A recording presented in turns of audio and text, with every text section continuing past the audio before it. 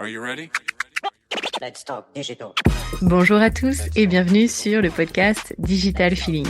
Je suis Elodie Chenol et j'accompagne les CEO à travailler leur personal branding et celui de leur marque grâce au digital. J'ai pour ambition, à travers ce podcast, de répondre à toutes vos problématiques concernant le marketing digital. Pour cela, si vous avez une question, rien de plus simple, vous m'envoyez un message sur LinkedIn en privé et j'y réponds lors d'un épisode. Les questions peuvent tourner autour du personal branding, du B2B, de la plateforme LinkedIn, mais aussi des autres réseaux sociaux, de toutes les problématiques que vous pourriez avoir concernant votre stratégie d'entrepreneur et comment améliorer votre visibilité et surtout générer plus de ventes. Si je n'ai pas la réponse à votre question, j'irai chercher pour vous les experts du domaine pour vous produire un épisode qui répondra à cette fameuse question. Bonne écoute! Bonjour à tous et bienvenue dans ce nouvel épisode de Digital Feeling. Aujourd'hui, j'avais envie de vous parler d'un sujet qui me tient à cœur, j'avais envie de vous parler des soft skills. Les soft skills, je les ai découverts il y a 5 ans grâce à Laure Bertrand qui m'a donné l'opportunité d'animer des hackathons en soft skills au pôle de Vinci. J'en profite pour la remercier dans cet épisode. Et les soft skills, c'est la base de toute bonne collaboration pour apprendre à bien se connaître soi-même et à savoir collaborer avec les autres.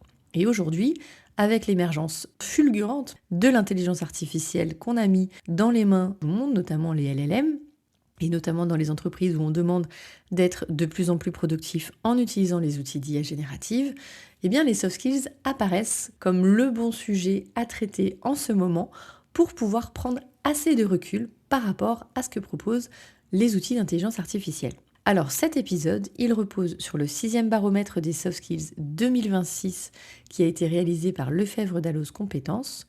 Il y a 553 professionnels interrogés, tous secteurs confondus, qui partagent leur vision des soft skills. Alors le signal fort, c'est que quand la conjoncture durcit, les entreprises qui gagnent investissent dans les compétences humaines. Et on pourrait s'attendre au réflexe classique, couper les formations douces et se concentrer sur les compétences techniques. C'est pourtant le contraire qui se passe. 55% des entreprises ont déployé au moins une formation aux soft skills dans l'année écoulée. C'est 11 points de plus par rapport à l'année dernière. Et 65% prévoient de le faire dans les 12 prochains mois. Mais le chiffre le plus révélateur, c'est celui-ci. L'écart entre ce que les entreprises déclarent vouloir faire et ce qu'elles font réellement était de 22 points en 2023 et il tombe à 6 points en 2026. Ça veut dire qu'aujourd'hui, les entreprises agissent et forment aux soft skills. Alors, il y a encore des freins, malheureusement, à ce déploiement. Et selon les répondants, les restrictions budgétaires ne sont pas le frein principal, car elles arrivent en 4e position sur 5. Le premier obstacle, c'est le manque de disponibilité des collaborateurs. Le deuxième, le manque de conviction managériale ou de la direction. Autrement dit, ce n'est pas une question de budget, c'est une question de volonté, peut-être de méconnaissance et certainement de priorité. Peut-être aussi qu'il est nécessaire de sensibiliser les entreprises aux soft skills pour avoir une meilleure connaissance, une meilleure visibilité de ce que ça peut apporter. L'intelligence artificielle n'affaiblit pas les soft skills, au contraire, elle les rend indispensables et c'est le renversement le plus contre-intuitif de cette édition. Parmi les 5 grandes raisons stratégiques qui poussent les décideurs à investir dans les soft skills, l'essor de l'intelligence artificielle arrive en première position, devant les incertitudes économiques, devant les risques environnementaux. Pourquoi ? Parce que la logique est plutôt implacable. Plus vous déléguez les tâches techniques et répétitives à l'IA, plus vos collaborateurs se concentrent sur ce qui les rend irremplaçables, comme la capacité à communiquer, à coopérer, à exercer leur pensée critique, à s'adapter et à convaincre.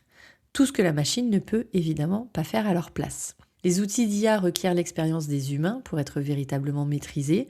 Sans cette touche humaine, sans ce prompt qui sera abouti, parce que prompter, je le rappellerai jamais assez, est une méthodologie à respecter pour obtenir de bons résultats. Donc sans cette touche que vous allez apporter, vous avez juste acheté un abonnement que personne n'utilise vraiment, ou pire encore que vous utilisez ou que vos équipes utilisent mal, comme il m'est malheureusement arrivé de constater parfois en formation.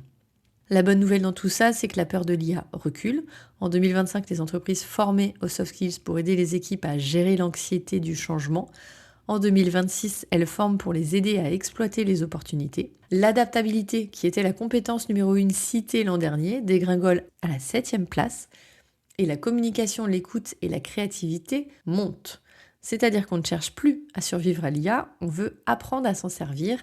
Et c'est la raison pour laquelle les soft skills deviennent le carburant humain indispensable.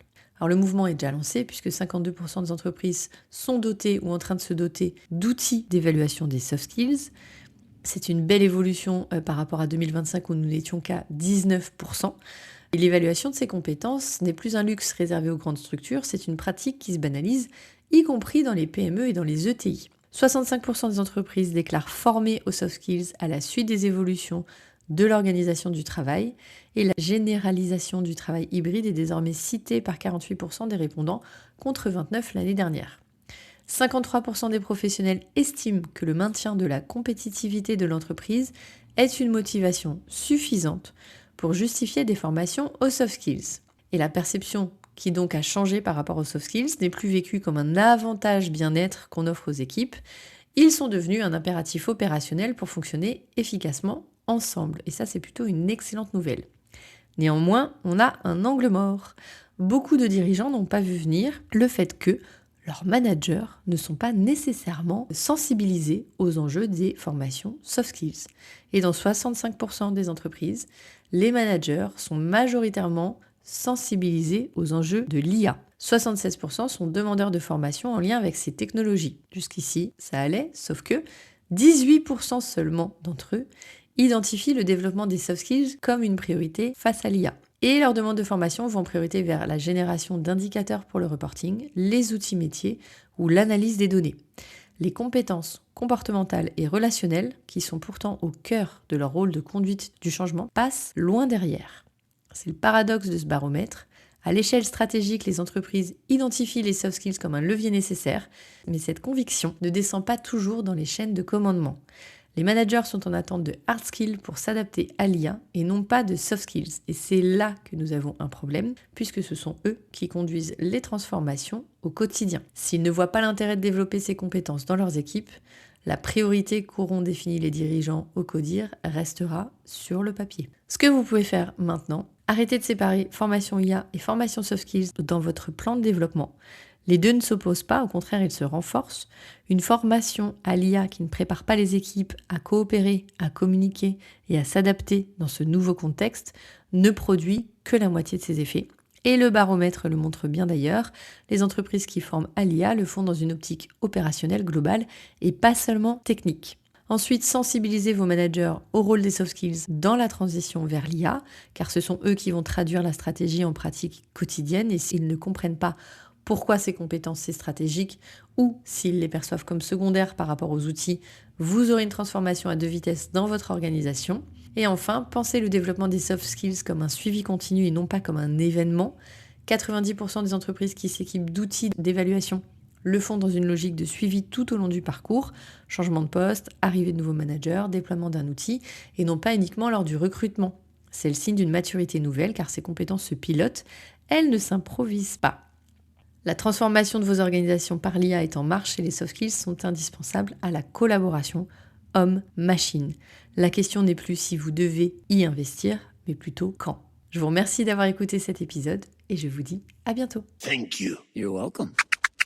Let's talk digital. J'espère que ce podcast vous a plu.